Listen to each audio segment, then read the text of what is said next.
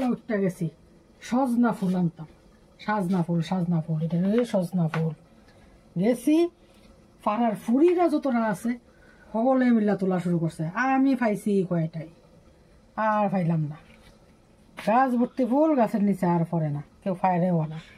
এই কয় হান দিয়ে ওই কয়টা ফকরা বানাইতাম।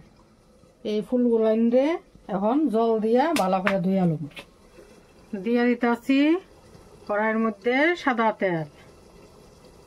ফুলগুলো এনে ব্যাটার দিয়া মিশাই নিলাম। এইবার ছোট ছোট করে ফকরা করি।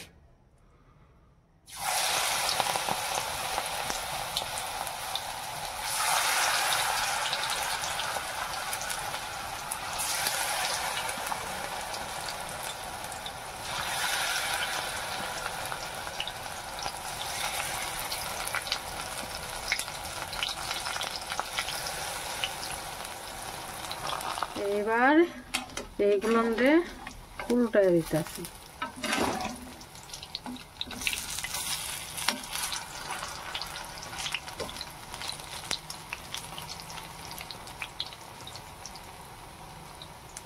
একটা দিক হইয়া গেছে গা, আর একটা দিক হইয়া। এইবার বড়া গুলাল হইয়া গেছে গা, নামাই নিতেছি।